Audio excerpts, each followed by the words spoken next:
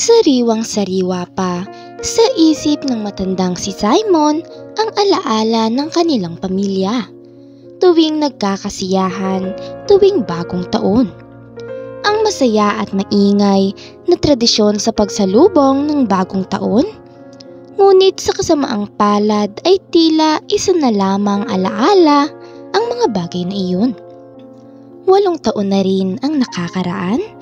Magmula kasi noong makumpleto ang kanilang pamilya, magmula kasi nang mamatay ang kanyang asawang si Emil, ay unti-unti ring umalis ang kanyang 5 anak na si Aina, Louie, Nell, Ara at Sammy.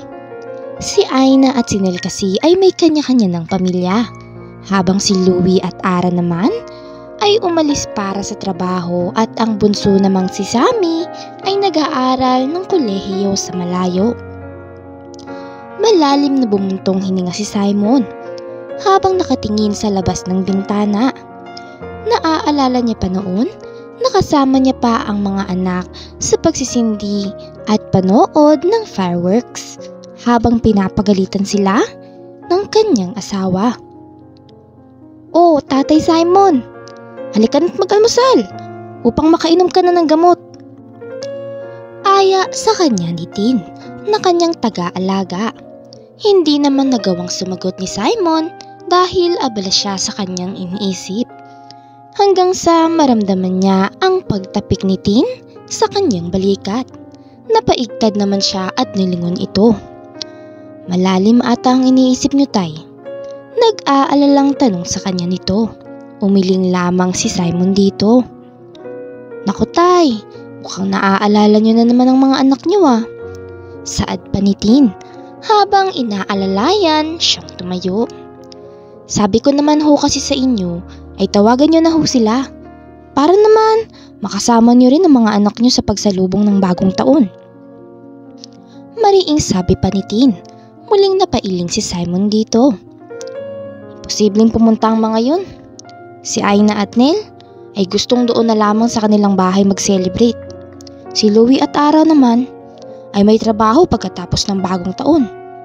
Si Sammy naman ay doon na lamang daw sa kanyang dorm dahil mahirap pang bumiyahe pabalik sa kanyang paaralan kung sakaling uuwi siya dito.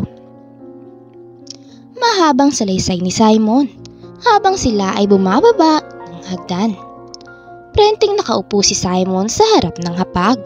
Tulala ito habang ninanamnam ang hinain na tsampurado sa kanya nito. Ilang sandali pa ay dinaluhan na siyang kumain ni Tin. "Siya nga pala Tay, nagpaalam na nga pala ako kila Mama at Papa na dito muna ako magbabagong taon para naman may kasama ka. Ayaw mo naman kasing sumama para magdiwang doon kaya ako na muna ho ang sasama sa'yo rito." Mahabang litanya nito habang kumakain ng tsampurado. Natigilan naman si Simon at tinignan ito. "Wag na Iha, mas mabuti pa kung samahan mo sa selebrasyon ng iyong mga magulang. Lalo pa't minsan mo lamang din makasama ang mga yun." Saad ni Simon. "Isa pa, sanay naman na ako mag-isa sa mga ganitong sitwasyon. Kaya wag mo nang abalahin pa ang sarili mo." Dagdag pa ni Simon bakas ang lungkot sa boses nito. "Ayos lang po Tay. Saka minsan na nga lang po kayong magkaroon ng kasama ngayong bagong taon at pumayag na rin naman ho ang mga magulang ko. Kaya sana ay pumayag na rin ho kayo." Sagot ni Tin. Bumuntong hininga na lamang si Simon bago nagpatuloy sa pag-ubos ng kanyang pagkain. Tahimik nag-aantay sa malawak na labi ng ospital si Simon. Kasama ang tagapangalaga nito na si Tin. Prenteng nakaupo ang matanda habang nakahawak sa kanyang tungkod. Habang si Tin naman ay nakatayo at hindi mapakaling umikot-ikot. "Maupo ka nga Iha," saad ni Simon sa dalaga. Nagdadalawang isip naman na akmang susundin ni Tin ito nang bigla namang bumukas ang pinto sa pribadong kwarto at isang nurse ang nag-anunsyo ng pangalan ng matanda. Dali-dali namang inalalaya ni Tin si Simon papasok sa kwarto hanggang sa makaupo. Isang nakakabinging katahimikan ang bumalot sa kanila habang inaantay ang sasabihin ng doktor. Di na ako magpapaligoy-ligoy pa, Mr. Cortez. Ngunit base sa resulta mo ay masasabi kong ang mga sintomas mo ay kailangan ko ng taningan ng buhay mo. Mariing sabi ng doktor. Rinig na rinig naman ang malakas na pagsinghap ni Tin. Hindi rin maipaliwanag ang mga reaksyon nito dahil sa paghahalo ng kanyang emosyon. Ngunit sa kabilang banda, ang matandang si Simon ay nanatili lamang sa kanyang postura. Hindi mahahalataan ng anumang reaksyon, kagaya na lamang ng takot at pagkabigla. Ilang araw na lang ang itatagal ko. Kasyual, ngunit bakas ang pagkalungkot sa boses ni Simon habang nagtatanong. Diretsong nakatingin lamang si Simon habang inaantay ang sagot ng doktor sa tanong niya. 1 taon? Kalahating taon? O 3 buwan? Kahit ano, basta masusulit ko pa ang mga araw para makasama ang mga anak ko. Sambit ni Simon sa kanyang isip. 1 buwan. Tipid na sagot sa kanya ng doktor. Sa pagkakataong ito ay nakitaan na ng takot si Simon sa kanyang mga mata. Gabi na nang makarating sila sa bahay nito. Mabilis na inalalayan ni Tin si Simon papunta sa kanyang kwarto dahil nais nito. Nanatiling nakatayo si Tin sa labas ng pinto at doon narinig niya ang pagsabog ng emosyon ni Simon. Dinig na dinig mula sa kabilang pader ang paghagulgol ng matanda. Kinabukasan, 6:00 pa lamang ng madaling araw nang magising si Tin upang pagbuksan ng pinto ang kanilang mga bisita. Maaga din siyang naghanda ng almusal para sa mga to. Hanggang sa pumatakang 8:00, kagaya ng nakagawian ay umakyat kaagad siya sa kwarto upang gisingin naman si Simon. Good morning po, Tay. Halika't mag-almusal na tayo sa baba. Aniya rito. Tango lamang ang sinagot ng matanda habang kinukusot ang mugto niyang mga mata. Halos hindi makagalaw si Simon sa kanyang kinatatayuan. Tila naganahan ang mga dugo niya habang nakatayo sa entrance ng dining area. Sinubukan niya ring kusutin ang mga mata habang tinatanaw ang mga anak na masayang kumakain sa mahabang mesa. Unti-unti ding umagos ang mga luha sa kanyang mga mata at sinabing, "Mga anak," dahilan upang lingunin siya ng mga ito. Hindi pa rin siya makapaniwala na kasama ang mga ito sa mga oras habang isa-isang niyayakap ang mga ito. "Tay," saad ni Louie at mahigpit na niyakap ang ama. Pagkatapos nun ay masaya nilang pinagsaluhan ang almusal. Sari-saring kwento ang narinig niya sa mga anak at ganoon din kakita ang mga saya sa mata ni Simon habang pinapanood na magtakbuhan ang kanyang mga apo sa dining area. Hindi man niya alam ang dahilan kung bakit nandirito ang mga ito ngayon, ngunit nagpapasalamat siya. Ilang araw na rin ang nakalipas mula nang manatili ang mga anak sa kanilang tahanan. Meron na lamang 1 linggo upang magbagong taon at naroon na naman ang takot kay Simon. Dahil alam niyang pag natapos na naman ang araw na iyon ay maiiwan na naman siya sa tahanan nila. Wala na ring pagkakataon pang makita at makasama ulit ang mga ito. "Lolo, bilhan niyo po ako ng pasalubong," aniya ni Tanya, apo niya, kay Aina. Nasa 9 na taong gulang. Ngumiti naman si Simon at ginulo ang buhok ng apo. "Ano bang gusto mo, apo?" tanong niya rito. "Barbie po, yung malaki," sagot naman ito. "O siya, bibilhan kita kaya tawagan mo na rin ang kapatid at mga pinsan mo upang mabilhan ko rin ang mga yun," dagdag pa ni Simon at at pinanood itong tumakbo papunta sa mga pinsan at kapatid nito. Gustuhin man ni Simon na maiwan sa kanilang bahay upang makasama ang mga anak, ngunit kinakailangan niyang dumalo sa weekly check-up niya sa ospital. Makaraan ng ilang minutong paghihintay sa labi ay naramdaman na ni Simon ang pagkabagot. Kulang na lamang ay gustuhin niya nang umuwi sa kanilang tahanan upang makasama ang kanyang pamilya. "Halika na po tay, kayo na po," aniya ni Tin at inalalayan ito. Tumungo naman si Simon dito. Katulad ng dati ay naupo si Simon sa tapat ng upuan ng doktor. Nagtataka naman niyang tinignan ito nang sumilay ang ngiti sa labi nito. "I have a good news para sa iyo, Mr. Cortez," bungad nito sa kanya na ikinakunot naman ng noo ni Simon. Saglit rin niyang nilingon si Tin na kagaya niya ay nalilito sa sinabi nito. "The results are wrong. Hindi po pala kayo mamamatay. Napansin po kasi namin na nahalo ang mga diagnose sa isang pasyente na kapangalan at kaapelyido mo." Dagdag pa nito. Hindi naman maipaliwanag ni Simon ang tuwa dahil sa narinig. Dahil mukhang mapapahaba ang buhay niya at mas marami pang pagkakataon upang makasama niya ang kanyang mga pamilya. Nagmamadaling umuwi si Simon at Tin habang daladala ang magandang balita at ang mga pasalubong na ipinamili niya para sa mga apo niya. Gustong-gusto niya nang masilayan ang mga ngiti sa labi ng mga anak at kanyang mga apo. Ngunit unti-unti namang naglaho ang malawak na ngiti sa kanyang labi nang marinig niyang nag-uusap ang kanyang mga anak sa sala ng bahay. "Buti nakauwi kayo. Matagal na kayong inaantay ni tatay na bisitahin siya," saad ni Sammy. "Oo, kailangan eh," tipid na sagot sa kanya ni Nel. "Nako, kung hindi nyo lang nabalitaan na may taning na ang buhay ng tatay ay hindi naman kayo uuwi eh," dagdag pa ni Sammy.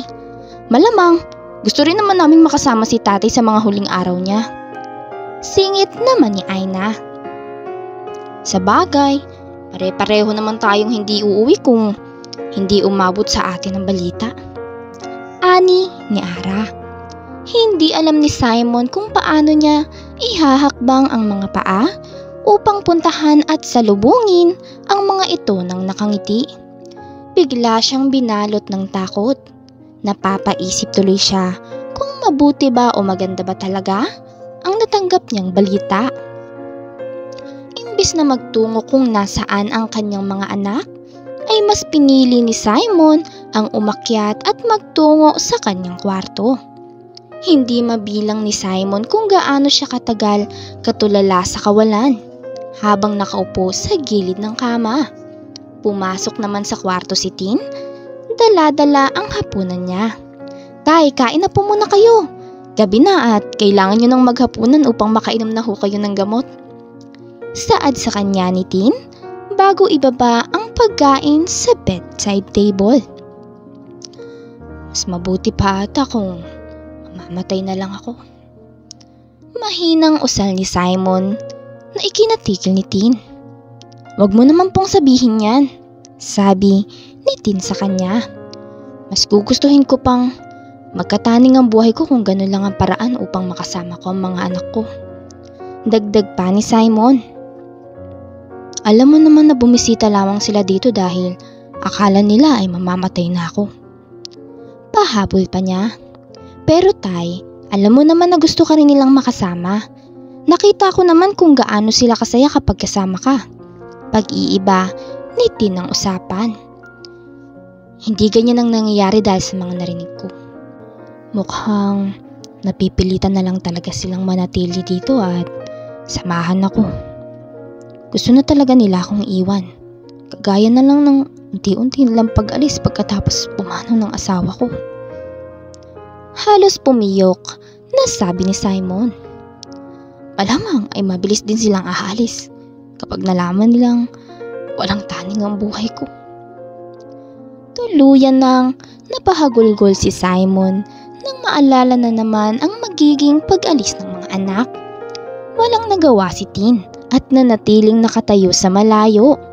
Hindi niya nagugustuhin pang paasahin ang matanda na hindi siya iiwan ng mga anak. Ilang minutong katahimikan ang bumalot sa kanila hanggang sa muling magsalita si Simon. Ano na lang ang gagawin nila kapag laman nilang kasinungalingan lamang ang nilalapit na pagkamatay ko? Pagkatapos niyang bitawan ang mga salitang iyon, ay kusang bumukas ang pinto at iniluwanon ang kanyang dalawang anak na si Louie at Nell. Mababasa ang galit sa mga mata ng mga ito at ang pagsalubong ng mga kilay nito. Sinungaling ka, tatay! Gustuhin mang sundan ni Simon ang kanyang mga anak matapos nitong umalis, ngunit hindi na siya nag-abala. Para saan pa kung nagsinungaling siya sa mga ito? Habang si Tin ay nagmamadaling bumaba upang habulin naman ng mga anak ni Simon na si Nell at si Louie, natagpuan na lamang niya ang mga ito sa sala. Bakas ang galit sa mga boses ng mga ito habang ipinapaliwanag ang mga narinig sa kanilang mga kapatid. Naloko tayo. Nagsinungaling si tatay, panimula ni Nell. Agad naman humarap sa kanila si Anna, Ara at Sammy na kanya-kanyang natigilan sa kanilang ginagawa. Ano bang sinasabi mo, ate? Nalilitong tanong sa kanya ni Sammy. Saka nagpalipat-lipat ng tingin kila Nell at Louie. Wala naman talagang sakit si tatay eh. Palabas lang ang lahat. Pagtitimping, sabi naman ni Louie. Paano? Singit ni Aina. Narinig namin silang nag-uusap ni Tin kanina na isang kasinungalingan lamang na may taning ng buhay ni tatay. Katulad na lamang sa pagsisinungaling niya noon, sa sakit noon ni nanay. Dagdag pa ni Nell. Hindi naman ganun ang pinupunto ni tatay. Akmang magsasalita na sana ang kararating lamang na si Tin nang bigla siyang pigilan ni Nell. Isa ka pa, pagduduro niya dito. Ikaw naman ang dahilan kung bakit kami nandito. Ikaw ang nagsabi sa amin tungkol sa peking sakit na yan. Singhal niya dito. Natahimik na lamang si Tin sa kanyang kinatatayuan. Isa-isa namang pinagsadlahan ng tingin ni Nell ang mga kapatid at si Nenya-san ang mga itong tumayo. Ano pang ginagawa niyo dyan? Mag-impake na kayo. Aniya rito. Hindi nababakasan ng pagbabakasakali si Aina at Ara at dali-daling kumilos ang mga ito. Samantalang si Sammy naman ay dumiretso sa kwarto ng ama. Ngunit nagdalawang isip din itong katukin ang ama nang makaakyat sa taas at dahan-dahang umalis na lamang din ito upang mag-impake. Hindi na napigilan ni Tin ang mabilis na pag-iimpake ng mga ito at ang mabilis ding paglaho ng mga ito sa sala upang umalis ng bahay. Tulala pa rin ito habang iniisip ang mga sinabi ng anak ng kanyang alaga. Mali ba ang naging desisyon niyang ipaalam sa mga ito noon na may taning na ang buhay ng ama? Mali ba na gusto niyang bigyan ng kasiyahan ang matandang Simon sa kagustuhan nitong makasama ang kanyang mga anak sa pagsalubong ng bagong taon? Hindi malaman ni Tin kung saang parte o bagay siya nagkamali. Bumalik na lamang si Tin sa kanyang wisyo nang marinig ang sunod-sunod na pagbubukas ng mga makina ng mga sasakyan ng mga ito at ang sunod-sunod na pagharurot ng mga ito papalayo sa bahay. Sinubukan niya pang habulin si Sammy na huling lumabas at takmang sasakay na sa kanyang motor. Sammy! Tawag niya dito. Mahigpit niyang hinawakan ang braso nito. Hayaan niyo namang magpaliwanag muna ang tatay niyo. Pagsusumamo niya rito. Bumuntong hininga naman si Sammy at nilingon siya. Ang akala ni Tin ay napipigilan niya ito, ngunit nagulat naman siya nang suotin ni Sammy ang kanyang helmet. "Sammy, pakiusap," aniya. Ngunit hindi ang pakikipag-usap niya ang nagpahinto kay Sammy. Isang malakas na kalampag mula sa hagdan ang nagpahinto pareho sa kanilang dalawa. Walang pagdadalawang isip na dali-daling tumakbo sa loob ng bahay si Tin. Ganon din si Sammy na natatarantang bumaba ng kanyang motor. Isang matunog na pagsinghap ang kumawala sa labi ni Tin nang makitang nakahandusay ang matandang Simon sa dulo ng hagdan habang dumurugo ang kanyang ulo. Pasado 2:00 na ng madaling araw, ngunit hanggang ngayon ay wala pa ring natatanggap na balita sila Tin at Sammy. Habang hindi mapakaling naghihintay sa labas ng emergency room. Muling lumipas muli ang ilang minuto hanggang sa iluwa naman ng pinto ng ER ang doktor. Nanginginig ang parehong tuhod nila, Tin at Sammy, habang lumalapit sa doktor. "Sino ang pamilya ng pasyente?" tanong nito. Mabilis namang nagtaas ng kamay si Sammy. "Wala naman masyadong naging komplikasyon ang pasyente. Maliban na lamang sa sugat na natamo ng pasyente na nagdahilan ng pag-ubos ng dugo nito. Ililipat na rin namin ang pasyente sa pribadong kwarto para mas makapagpahinga. At asahan nyo na rin ang ilang araw na hindi nito pagising dahil kinakailangan ng katawan nito ang magbawi ng lakas." Paliwanag nito bago tuluyang magpaalam. Malakas na buntong hininga ang pinakawalan ni Sammy. Bakas ang pagiging kampante sa mukha nito kumpara kanina. Inantay na lamang nilang maihatid si Simon sa kwarto nito bago makapagpahinga rin doon. Hindi maiwasan ni Tin na sumulyap sa nakayukong Sammy na nakaupo sa sofa. Pasimple pang kinakalikot ni Tin ang kanyang kuko bago tumingin rito. "Hindi naman ginustong magsinungaling ni Tatay Simon sa inyo." Mahinang usal niya. Sapat lamang upang marinig ni Sammy ang mga sinasabi niya. Ang akala niya rin kasi may taning na ang buhay niya. Ang sabi kasi ng doktor ay 1 buwan na lamang ang itatagal nito. Hindi rin ginusto ni Tatay Simon na guluhin ang mga buhay niyo. Kahit pa gustong gusto niyang makasama kayo. Hindi niya nga alam na ako ang nagsabi sa inyo na may sakit ito at may taning na ang buhay. Saad ni Tin. Gusto niyang magpaliwanag kahit hindi siya sigurado na nakikinig si Sammy sa kanya. Sunod-sunod naman siyang napalunok bago magpatuloy sa pagsasalita. "Kung alam niyo lang kung gaano kasaya ang tatay niyo nang makita kayong umaga na yun. Kung paano siya nabuhayan noon matapos niyang manlumos na natanggap niyang balita bago ang araw na yun. Pero matapos niyang nalaman kahapon na nagkamali lang si Doc sa pagsabi sa kanya, sa pagsabi ng resulta sa mga test niya ay napakasaya ni tatay. Siyempre dahil may pagkakataon pa siya upang makasama kayo. Ngunit nang marinig naman niyang nag-uusap kayo kanina na ang dahilan niyo lamang upang umuwi sa bahay na yun ay dahil gusto niyo lang sulitin na makasama siya sa natitirang araw niya ay tila ginusto niya na lamang din magkaroon ng taning ang buhay niya. Dahil mukhang mas gugustuhin niyo pang makasama ang taong mamamatay na kaysa sa taong may pagkakataon pang mas mabuhay ng matagal.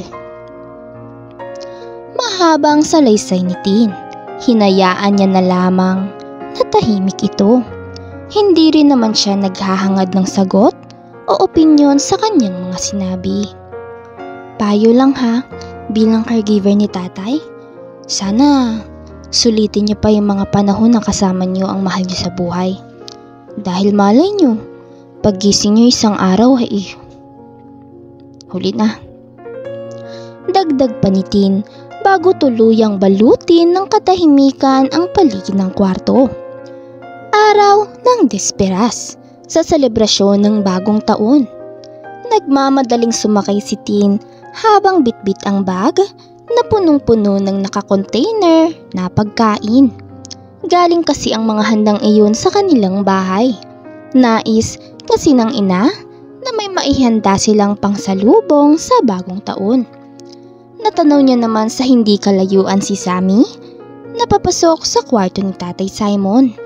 Mukhang may dala rin ito. Dali-daling tumakbo si Tin patungo roon. Mabuti na lamang ay naabutan niya pang bukas ang pinto ng kwarto, kaya hindi niya na kailangan pang kumatok. Pilit siyang ngumiti kay Sammy nang magsalubong ang tingin nila. Mabilis namang lumapit sa kanya ang binata at tinulungan siya sa kanyang dala. Saglit pa silang nagkatitigan, ngunit agad din silang napaiwas ng tingin nang marinig ang pagtikhim ng kung sino. Naaalala niya palang 3 araw na rin ang nakakalipas mula nang magising si Simon. Sa kasamaang palad ay hindi pa maaaring umuwi ito, kaya dito na muna sila sa ospital sa salubong ng bagong taon. May nangyari ba sa inyo nang hindi ko nalalaman? Takang tanong ni Tatay Simon sa kanila. Mabilis namang umiling ang dalawa bilang sagot na ikinatawa niya. Habang inaalalayan ni Tin sa pag-upo si Tatay Simon, ay si Sammy naman ang siyang naghahain sa dala nitong pagkain sa mesa kanina. Doon lamang din napansin ni Tin ang cake at isang basket na prutas. Mayroon ding malaking bote ng wine at soft drinks doon. Mabuti at marami kang dala, saad ni Sammy, na ikinakunot naman ng noo ni Tin dahil sa pagtataka. May mga inimbitahan kasi akong mga bisita eh. Casual na dagdag ni Sammy. Hindi na muling nagtanong pa o nagbigay ng kung anong reaksyon sa sinabi ni Sammy at nagpatuloy lamang sa pag-aasikaso kay Tatay Simon. Ilang oras naman pagkatapos makatulog nito ay nagtulungan naman si Tin at Sammy sa paglalagay ng konting mga dekorasyon bago magpalit ng kanilang suot dahil 1 oras na lamang ang natitira sa kanila para sa pagsalubong ng bagong taon. Nang matapos naman ay ginising na nila si Tatay Simon na siya namang pagbukas ng pinto ng kwarto. Bumungad naman doon ang magkakapatid na Aina, Nel, Louie at Ara. Unti-unting pinangunahan ng emosyon si Tatay Simon at tuluyang mapahagulgol nang isa-isang yakapin siya ng mga anak at ang paghingi ng mga ito ng tawad. Nakangiti namang pinagmasdan ni Tin at Sammy ang mga ito bago tignan ang isa't isa. Sumenyas pa ng pasasalamat at mahinang thank you si Tin dito. Naalala niyang pinakausapan niya kasi ito noong magising si Tatay Simon na ipaliwanag ang mga totoong nangyari sa mga nakalipas na araw. Humiling pa nga siyang kung maaari at kung pwede, sa mga ito ay samahan ang ama na salubungin ang bagong taon. Malaking pasasalamat talaga ni Tin dahil nagkatotoo ang nais niya para rito. Siguro nga, ang mga katotohanan ang tunay na sagot sa lamat ng relasyon ng mga ito. Katulad na lamang ng tunay na dahilan kung bakit hindi sinabi ni Simon ang dahilan, kung bakit hindi niya sinabi ang tungkol sa sakit ng yumaong asawa sa mga anak. Ngayon ay hindi lang bagong taon ang dapat sabay-sabay na isi-celebrate ng buong pamilya. Marami pa at nangako ang mga ito na susulitin pa ang mga bawat araw na kasama ang ama. Maligayang bagong taon, sigaw ni Sammy at lumapit sa mga ito. Group hug, sigaw naman ng batang si Tanya. Masayang nagyakap ang buong pamilya kasama si Tin. Maraming salamat sa panonood mga kakwentuhan. Huwag kakalimutang mag-subscribe at pindutin ang notification bell para lagi kayong updated sa ating mga bagong istoryang mapupulutan ng aral at inspirasyon sa buhay. Hanggang sa susunod nating istorya mga kakwentuhan.